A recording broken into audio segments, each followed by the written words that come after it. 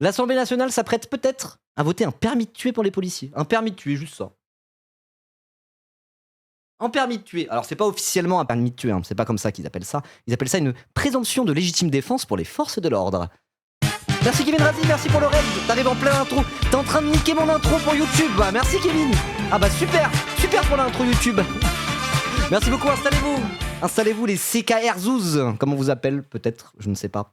Vous arrivez juste pour le début du sujet. C'est parfait, on va parler de cette fameuse loi, cette fameuse proposition de loi à l'Assemblée nationale de présomption de légitime défense pour les forces de l'ordre, pour les policiers.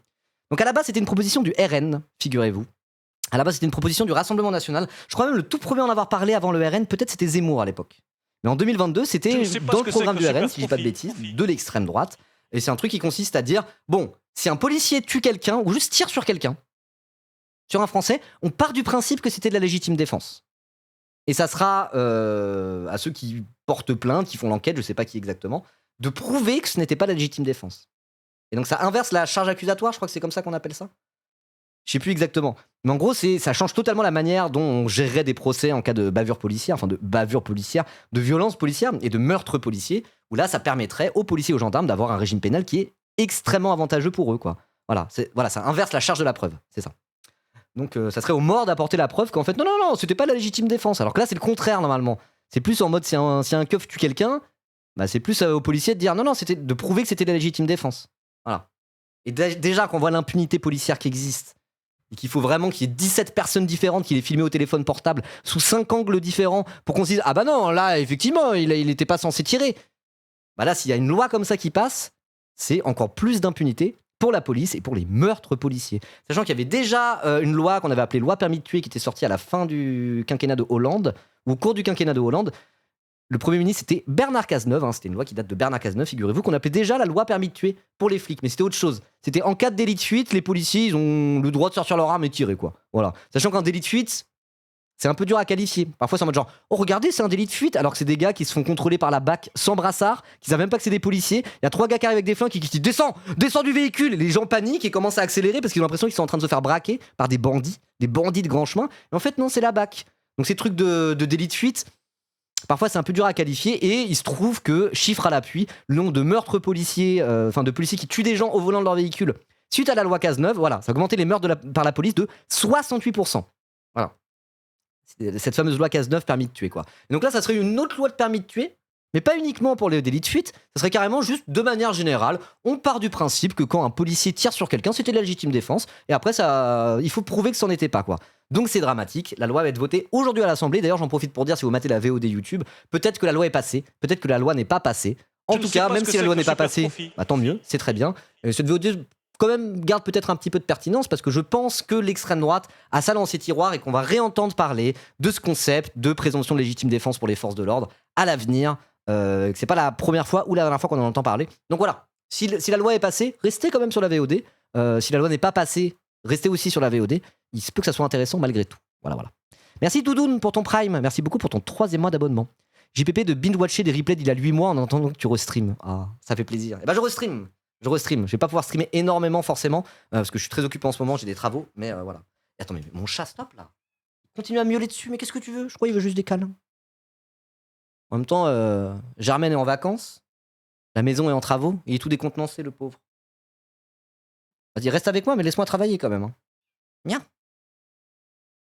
Je t'ai tout donné. Tu veux quoi? Tu veux que j'ouvre la fenêtre? Viens. Attendez, je vais essayer d'ouvrir la fenêtre, juste pour voir. Face reveal du 4?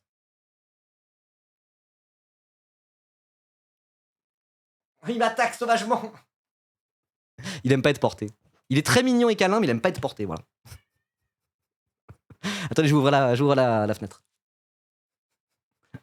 Un rouquin brutal.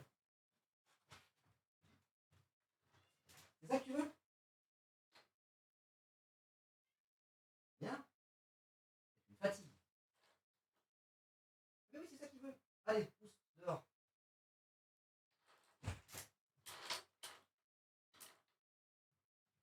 C'est bon. J'ai ouvert la fenêtre, il est sorti. Du coup, j'ai refermé derrière lui en mode genre, allez, casse-toi. Je vais te faire courir, moi, le rouquin. Exactement. Bon, désolé pour ce contretemps, mais c'est bon.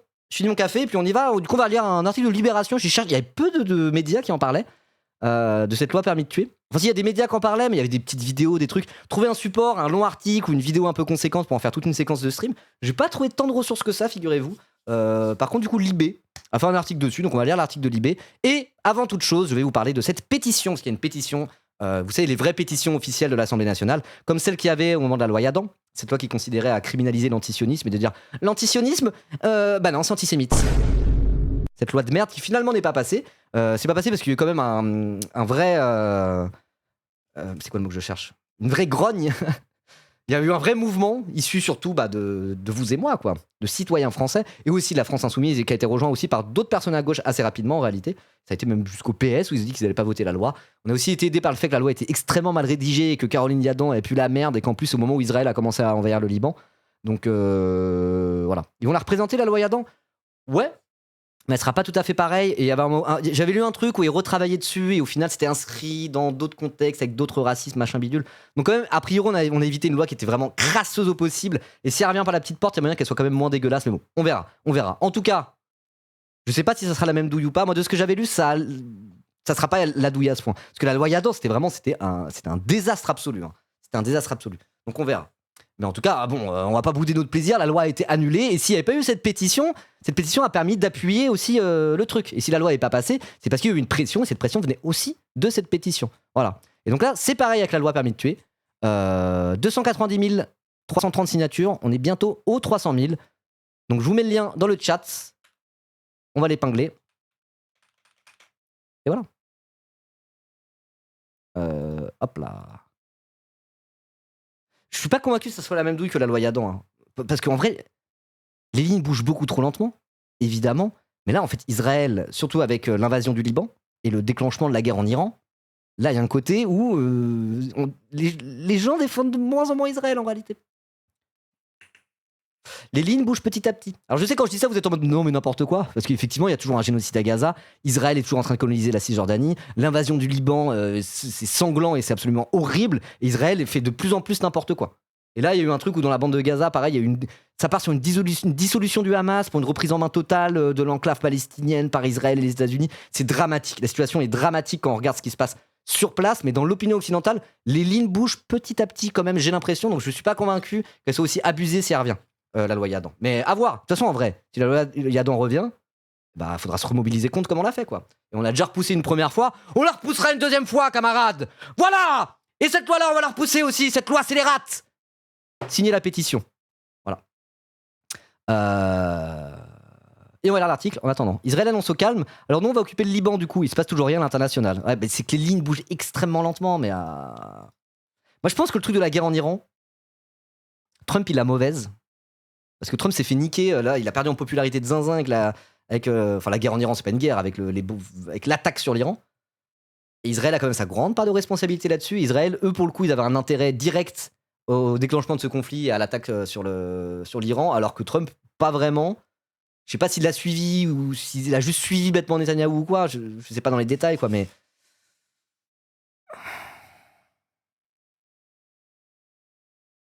Je sais pas. Moi, je vois un peu les lignes bouger. Et je dis ça aussi parce que je connais des gens, j'ai parlé avec des gens un peu sionistes sur les bords. Ils ont plus le même discours. Hein. Là, ils sont Israël, c'est indéfendable maintenant. C'est bon. Voilà. Moi, je trouve que les lignes bougent petit à petit. Ça se fait très lentement, il faut l'observer de la bonne manière. Et encore une fois, dire les lignes bougent petit à petit, quand tu vois la situation sur place, en Cisjordanie, à Gaza et au Liban, et la situation internationale, t'es en mode genre, oui, bon, bah, vite fait. Mais dans l'opinion publique, et dans l'opinion publique française, je trouve que les lignes bougent petit à petit. Voilà. Et après, quand on dit les lignes bougent petit à petit, c'est pas auprès de gens comme vous, dans le chat, qui êtes anti-sionistes et pro-palestiniens, et qui militent pour ça depuis au moins le 7 octobre. Pour vous, les lignes n'ont pas bougé, vous êtes sur la même ligne depuis le début, la bonne ligne. Mais si j'ai d'autres personnes plus centristes, plus machin, j'ai l'impression que ça défend plus timidement Israël parce que c'est de moins en moins défendable, vous voyez. Voilà. Alors après, encore une fois, dire c'est moins en moins défendable, c'est déjà indéfendable depuis des décennies, en fait. C'est un état colonial depuis un siècle, enfin pas un siècle, mais depuis 1948. Évidemment. Mais il y a un truc où, dans les milieux un peu plus centristes, un peu plus machin, un peu plus sionistes compatibles, ça suce un peu moins Israël, là. Ça la fout mal de sucer Israël. Et d'ailleurs, c'est pour ça que Caroline Yadan, la loi est aussi pas passée, c'est qu'elle était en mode genre, mais madame, vous avez vu ce qui se passe au Liban, c'est pas possible, quoi. Voilà.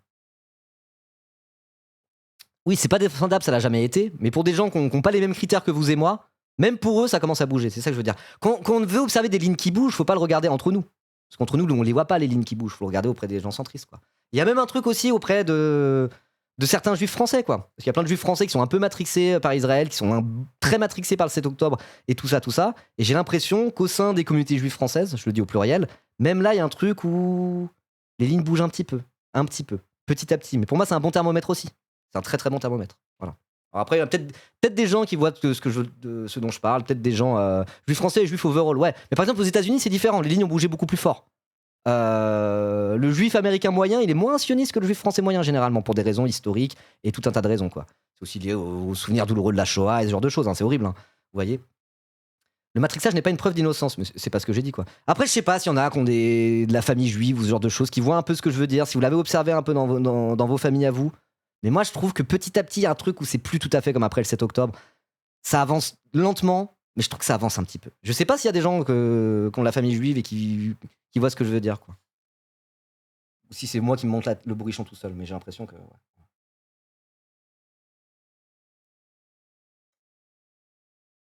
Oui, c'est pas pareil, c'est clair.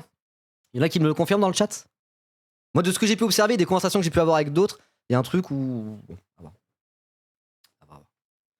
Bon bref, c'est pas ça dont on parlait à la base, on parlait de la proposition de loi présomption de légitime défense, mais oui, si j'ai parlé de ça, c'est parce que y avait la pétition, comme pour la loi Yadan, effectivement, donc signé cette pétition. Voilà. Tous les juifs et juifs que je connais sont antisionistes, donc je sais pas. Ouais, mais est-ce qu'ils te parlent de leur famille? Est-ce qu'ils te parlent de leur oncle, leur tante, des embrouilles qu'ils ont eu à table avec leur daron, ce genre de choses? C'est plus là qu'on voit les lignes bouger, tu vois ce que je veux dire? Bref. La prise de conscience est longue, on peut pas les forcer. Ben oui, enfin c'est... Bon bref, c'est un sacré sujet. Mais d'ailleurs, c'est... comment il s'appelle? C'est Staff Stream, je crois que c'est ça leur nom, Staff.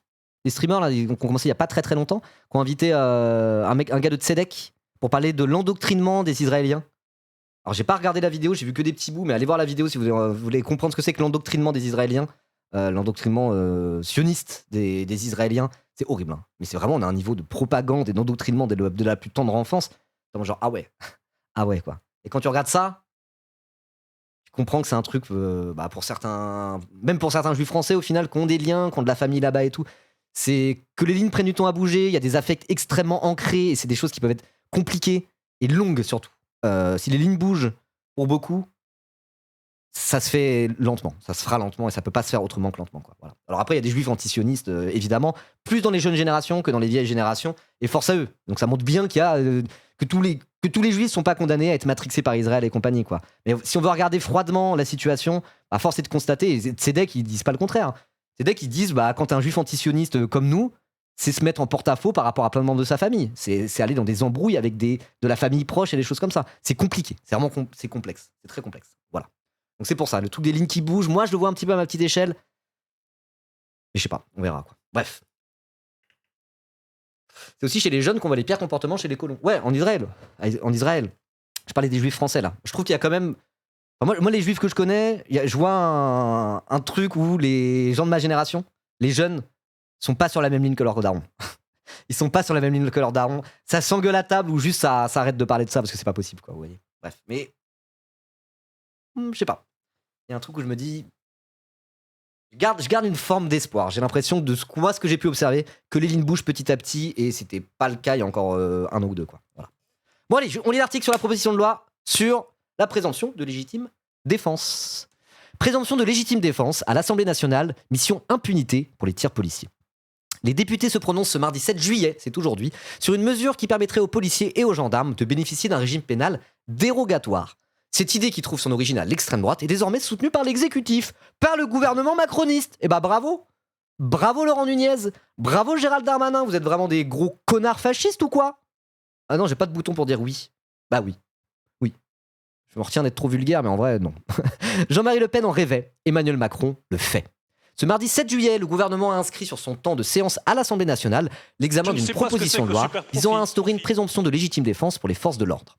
Ce texte, déposé par les Républicains et qui trouve son origine idéologique dans le programme de l'extrême droite, fait l'objet d'un consensus avec les groupes parlementaires qui soutiennent le président de la République. Si cette mesure est adoptée, elle deviendra la pièce maîtresse d'un régime dérogatoire pour les policiers et gendarmes lorsqu'ils sont inquiétés par la justice à la suite d'un tir. Mais genre comme s'il y avait besoin de ça, c'est fou quoi. C'est fou.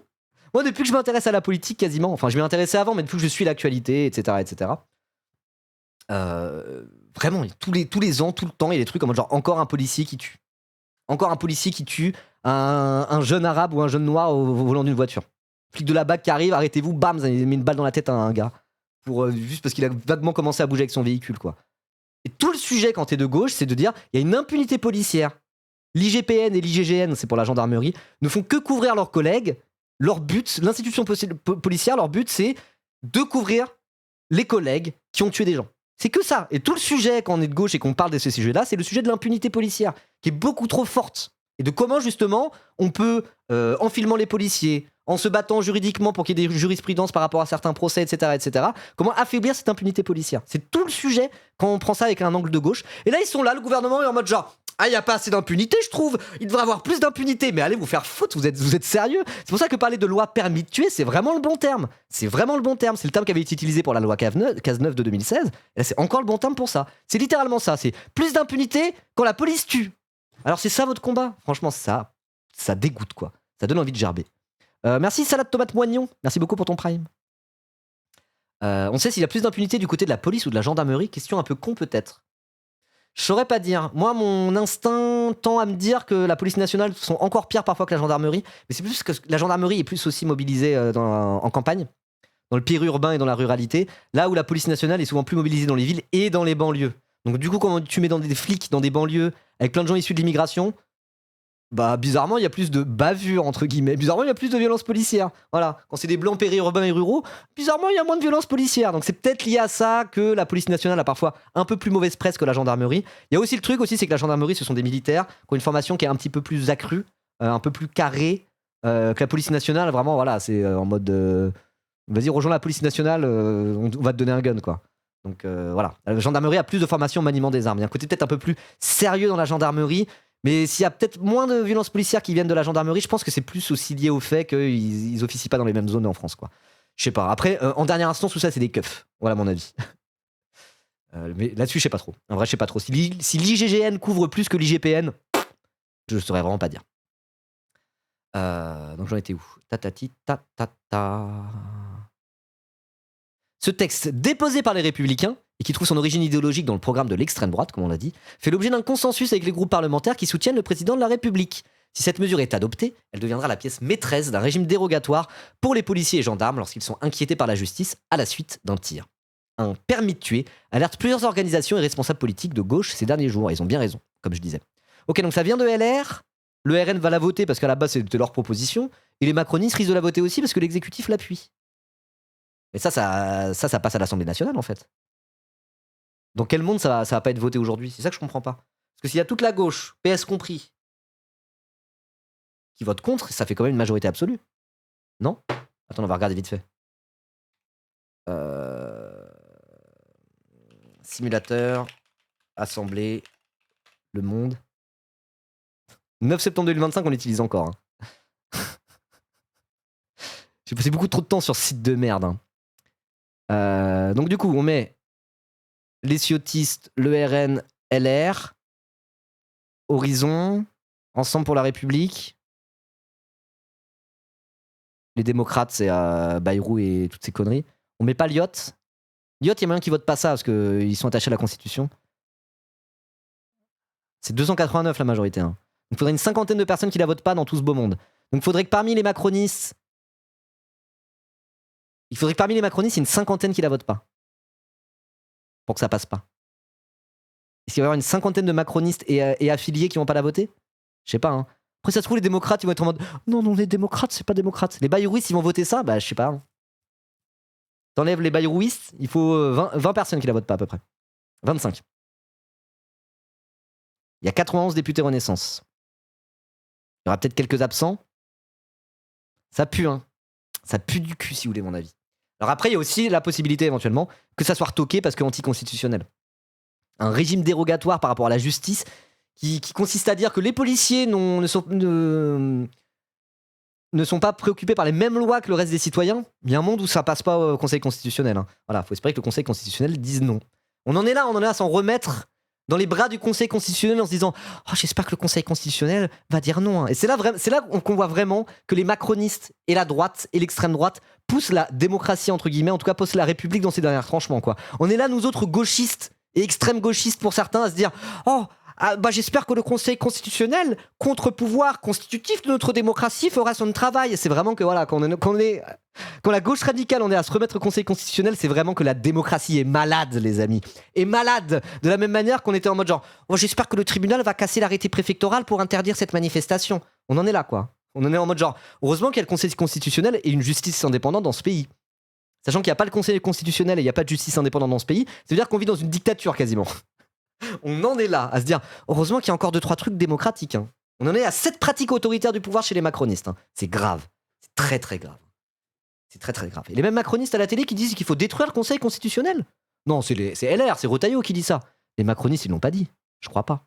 Si. Attendez, il y a 300 000 signatures là. Ben incroyable, c'est vous le chat. On est à 290 000. Je mets la pétition dans le chat, on est à 302 000. Ah, pour moi, c'est vous. Hein. Pour moi, c'est grâce à nous. Pour moi, c'est grâce à nous qu'on a passé les 300K. Bravo. Bravo à vous. On est combien sur le chat? Ouais, on est 12 000 à peu près. Il manquait 12 000 signatures. Bon, on est 12 000 là, c'est ça. On est 1700. Let's go. J'avoue, j'ai signé. 12 000 sur le chat. C'est pas plutôt Clément Viktorovitch? Il est pas en live là? Non, c'est nous. C'est moi. C'est même moi tout seul. Je plaisante bien sûr. Je plaisante. Alright. Ok. Bon allez. On reprend l'article. Bravo pour les 300 000. Mais on continue de signer. Hein. Continue à signer les amis. Ok, l'examen du texte avait débuté en janvier, à l'occasion de la niche parlementaire des députés Les Républicains, mais il n'avait pas pu aller jusqu'au vote, faute de temps. Les parlementaires de gauche avaient mené un travail d'obstruction en multipliant les amendements et les rappels au règlement. Cette stratégie ne fonctionnera pas cette fois-ci, étant donné que le texte est désormais examiné sur le temps de séance de l'exécutif. La version du texte qui pourrait être votée ce mardi a d'ailleurs été déposée par amendement par le ministre de l'Intérieur, Laurent Nunez. Ok, donc c'est un projet de loi, c'est pas une proposition de loi, c'est ça? Ça vient directement du gouvernement. C'est ça? C'est une proposition. Ah non, c'est une proposition de loi qui vient de LR. Mais les amendements ont été déposés directement par le ministre de l'Intérieur. Ah ouais. C'est grave. La mesure est réclamée de longue date par les syndicats policiers. Alors rappelle que les syndicats policiers, c'est des officines d'extrême droite. Hein. Voilà. Ils n'ont de syndicats que les noms. C'est pas des syndicats de travailleurs. Hein. C'est des officines d'extrême droite pour les chiens de garde du pouvoir, littéralement. C'est autant un syndicat que le MEDEF est un syndicat. Si on considère qu'un syndicat, c'est des travailleurs qui s'organisent collectivement pour mieux lutter et pratiquer la lutte des classes, que ce soit à l'échelle de l'entreprise ou à l'échelle du pays, les syndicats de policiers ne sont pas des syndicats. De la même manière que le MEDEF n'est pas un syndicat. Voilà. Après, ça dépend ce qu'on attend d'un syndicat, mais bon, les syndicats de policiers, moi j'appelle ça des officines d'extrême droite, hein, ni plus ni moins. Politiquement, l'idée est loin d'être nouvelle. Elle figurait dans le programme pour l'élection présidentielle de Jean-Marie Le Pen en 2007, puis dans celui de sa fille. Ok. Nicolas Sarkozy avait aussi défendu ce projet lors de la campagne de 2012. À son arrivée au ministère de l'Intérieur, Bruno Retailleau était le premier à ce poste à se déclarer favorable à une telle disposition. Bah oui, la droite dite républicaine est en train de se transformer petit à petit en extrême droite. Rien de nouveau, hélas. L'article, désormais examiné par le Parlement, modifierait le Code de la sécurité intérieure pour prévoir une présomption de légalité de l'usage des armes pour les forces de l'ordre. La disposition modifierait l'article 435 alinéa 1 de ce code, qui a été étendu depuis février 2017, les conditions dans lesquelles les policiers et gendarmes sont autorisés à tirer. Février 2017 ? C'était ça la loi Cazeneuve ou pas ? C'était ça la loi Cazeneuve par rapport au délit de fuite ? Ouais, c'est ça. Ah non. Oui, c'est celle-là. Parce que février 2017, c'était avant Macron, hein, c'était la fin de Hollande. Bon, je pense que c'était ça. Ok. Si ce nouveau texte est adopté, les agents seront présumés avoir agi légalement, ne pourront donc pas être considérés comme suspects à l'ouverture des investigations. C'est lunaire, quoi. Pour que des poursuites soient engagées, la justice devra démontrer que le tir en cause était effectivement illégal. Donc ouais, c'est effectivement une inversion de la charge, là. Une présomption qui, selon un avis de la défenseuse des droits Claire Hédon, je cite, est susceptible d'avoir un effet sur le comportement des agents, fixe un point de départ au raisonnement juridique, oriente les premières appréciations portées sur les faits et peut influer sur l'intensité des actes d'enquête accomplis pour vérifier les circonstances du tir.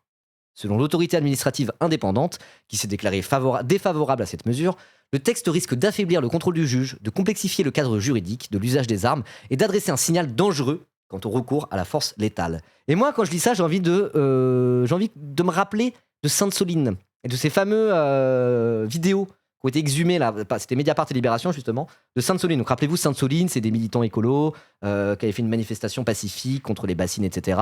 Bon, il y avait 2-3 gars en cortège de tête qui étaient un peu prêts à en découdre avec les forces de l'ordre, mais quand tu vois comment les forces de l'ordre étaient prêts à en découdre avec les manifestants, bon bah c'est un peu le jeu, j'ai envie de dire quoi. Et dans les vidéos des gendarmes de Sainte-Soline, et là pour le coup c'était des gendarmes, c'était pas des policiers, c'était vraiment en mode ah vas-y, c'est plus la piste, faut les dégommer. Il y a un mec qui a dit ouais, si on en tue un, ça va calmer les autres. Et ça respectait absolument pas les règles établies par la gendarmerie et par la loi, qui consiste à dire que quand tu tires avec un lanceur de LBD, faut tirer en cloche, parce qu'en tir direct, tu peux tuer quelqu'un littéralement. Donc ils utilisaient de manière létale des armes qui sont censées ne pas être létales. Et quand tu vois les, ouais, j'ai attendu ça toute ma vie. Faut les tuer. C'est horrible. Les vidéos sont vraiment dures à regarder parce que t'es en mode genre, ouah, les chiens, quoi. Ouah, les chiens, ils sont venus pour défoncer et tuer du gauchiste, quoi. Ils sont là en train de se lécher les babines en mode genre, ah, trop bien, ouah, trop bien. La bave aux lèvres, là, comme des putains de chiens enragés de merde, quoi. Horrible. Vraiment atroce, quoi. Et bah, quand tu vois qu'ils sont comme ça, les flics, quand ils parlent entre eux, ah, super, faisons une loi pour leur dire, bah, c'est bon, allez les tirer. Tirez sur des gens, vous serez innocentés. Mais c'est une dinguerie. Et ça, vraiment, en France, on est les spécialistes des violences policières. On est l'exception culturelle française, l'exception du maintien de l'ordre française, quoi. Je veux dire, en Europe, on a la police la plus armée, la plus violente qui existe, quoi. Genre. Après, il y a d'autres pays où c'est pas la joie, quoi. Et il y a plein d'autres pays où bon, la police tue aussi. Je veux dire, en France, on a tout un arsenal législatif, une impunité pour les policiers, et surtout une doctrine du maintien de l'ordre qui est hyper violente, quoi. Ils sont surarmés les keufs pendant les manifs. Alors après, t'as la police du quotidien qui fait des contrôles, etc., qui a un outil de contrôle social dans les banlieues, dans les quartiers populaires, le racisme quotidien de la police, pas le racisme du quotidien, le racisme quotidien de la police et des contrôles de police, il y a tout ça. Il y a aussi le volet maintien de l'ordre. Vous voyez, comment on gère les manifestations, comment on gère ça en France. Et quand tu regardes comment on fait en France, c'est une dinguerie. Ils ont des armes de guerre et ils tuent des gens, quoi. Les gilets jaunes, c'est de la folie, quoi. Tu regardes le bilan des fameuses manifestations de Hong Kong, là, il y a quelques années, je sais plus quand c'était. La révolution des parapluies, là où ils étaient avec leurs parapluies pour se cacher des caméras. Le très autoritaire Xi Jinping. On parle de Xi Jinping. Hein. La Chine, c'est quand même pas détente par rapport à tout ça. Tu regardes le bilan humain des manifestations de Hong Kong où c'était Xi Jinping et le parti unique de la Chine face aux manifestants de Hong Kong. Et tu regardes la police de Macron face aux gilets jaunes. Tu compares les deux bilans humains. C'est limite pire pour les gilets jaunes. Hein. Limite pire. Ah bah au moment où je commence à être un peu vaguement pro-chinois, je prends un raid de l'humanité. Parfait. Parfait. Installez-vous, Luma, on est en train de parler de la... Merci pour le raid, merci beaucoup pour le raid. Donc en attendant le verdict du procès de Marine Le Pen, on est en train de parler de la fameuse loi permis de tuer, de la présomption de légitime défense pour les forces de l'ordre, les policiers et les gendarmes. Et j'étais en train de dire que quand on regarde le bilan humain des gilets jaunes, du maintien de l'ordre des gilets jaunes, et le bilan humain du maintien de l'ordre des révoltes de Hong Kong par rapport à Xi Jinping et la Chine, bah la Chine a beau être une dictature et un régime autoritaire, avec un parti unique, bah tu regardes le bilan humain, c'était limite pire pendant les gilets jaunes. Hein. Attends, on va les regarder.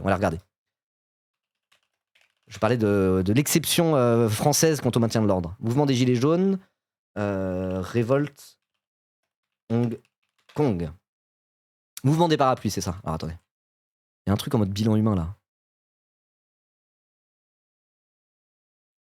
Attends, il y avait un truc plus précis là. J'avais un truc plus précis. Oh wow. Oh wow! Mouvement des Gilets jaunes. Vous êtes prêts?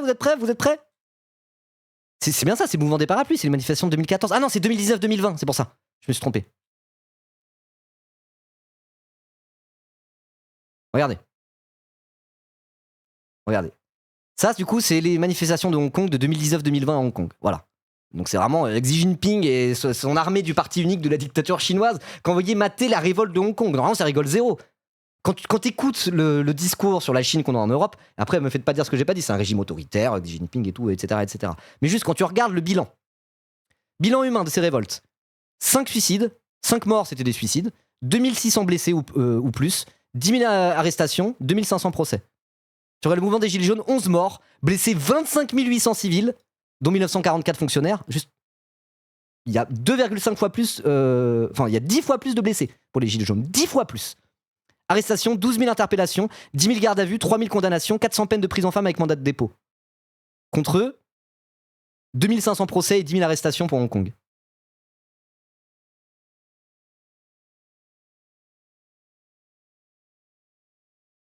Combien de participants en tout? Bon, je sais pas, mais... Ah oui, c'est les chiffres officiels. Je sais pas si c'est les chiffres officiels pour la Chine. Il y a des sources, hein. Apple Daily, bon, je sais pas. Tout le chat est pro-chinois, ça me bute. Non, mais après, peut-être que les chiffres, etc., j'en sais rien. Mais en tout cas, toujours est-il que quand tu regardes, tu compares les Gilets jaunes aux révoltes de Hong Kong, à minima, la doctrine du maintien de l'ordre française est tout à fait comparable, voire moins pire que la doctrine du maintien de l'ordre de la Chine autoritaire de Xi Jinping.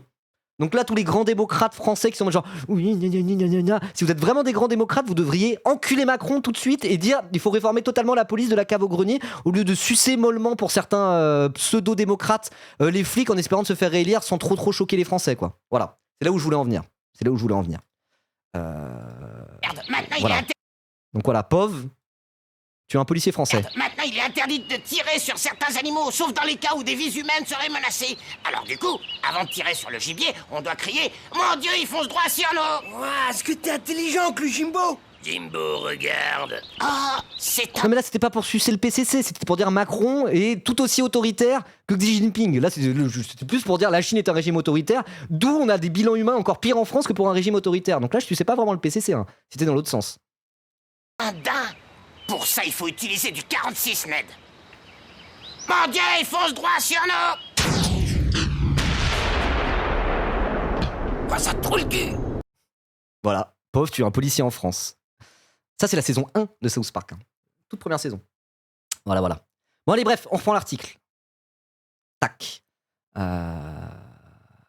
Donc oui, la défense des droits s'inquiète du risque d'affaiblir le contrôle du juge, de complexifier le cadre juridique de l'usage des armes et d'adresser un signal dangereux quant au recours à la force létale. Voilà, c'est en mode les flics, ouais, tirez-leur dessus, c'est bon, ça va.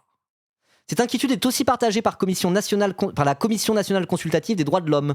Cette réforme présente un risque vraisemblable d'augmentation du nombre de personnes tuées ou blessées lors d'opérations de police ou de gendarmerie. C'est vraiment ça. Les droits de l'homme sont en mode genre...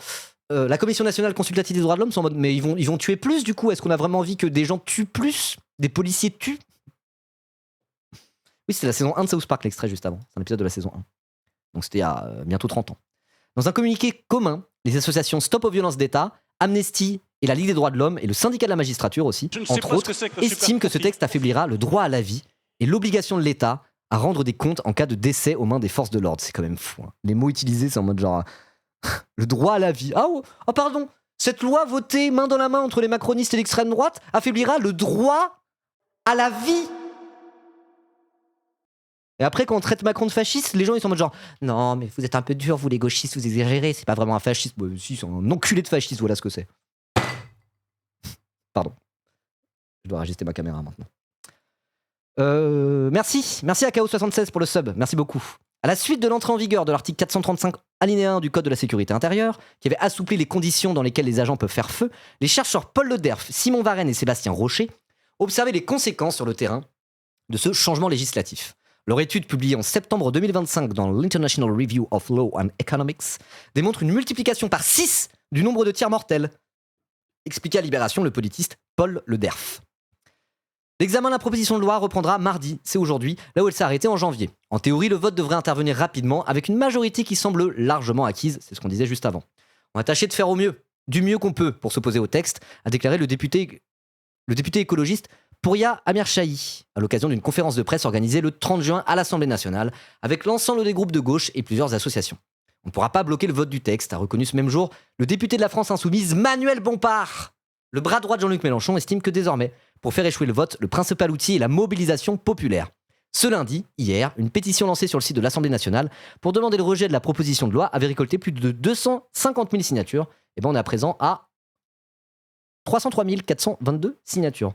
Donc on continue. Mobilisation de la société civile. On espère aussi que le Conseil constitutionnel fasse quelque chose par rapport à ça. Et en attendant, si la loi passe, bah...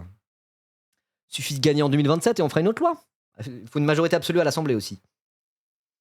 Bon, c'est pas gagné, mais bon, on verra. On garde espoir, mais là, c'est vraiment chaud, quoi. C'est vraiment chaud. Moi, ça, c'est le genre de truc que ça me... C'est pas le seul truc qui me révolte politiquement, quoi. Mais là, c'est tellement caricatural, quoi. C'est tellement caricatural. Ça fait 10 ans qu'on est en mode genre, oh là là, l'augmentation des violences policières, des meurtres policiers, c'est un vrai sujet, c'est grave, c'est pas tous les pays où c'est comme ça. Ils font quoi? Ils font une loi pour remettre une pièce dans la machine et encore plus d'impunité, quoi. C'est terrifiant. C'est le mot. C'est vraiment terrifiant. C'est vraiment terrifiant, quoi. Putain de 5ème République de merde. Voilà. Et surtout les macronistes, quoi. Rappelle que quand même Macron et les macronistes, là ça vient du gouvernement, hein, ça vient de l'exécutif aussi. Hein. C'est une proposition de loi de LR à la base appuyée par l'exécutif.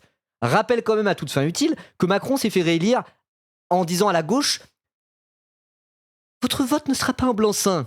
Je sais très bien que j'ai été réélu avec l'aide de gens qui ne sont pas de ma famille politique. Votre vote m'oblige. » Oui, bah va te faire enculer du coup. Bon, ouais. Bon, sur ces belles paroles, ça sera la fin de cette séquence. Ça sera la fin pour la vidéo YouTube. Ouais, bah Macron va te faire enculer. Voilà, abonnez-vous.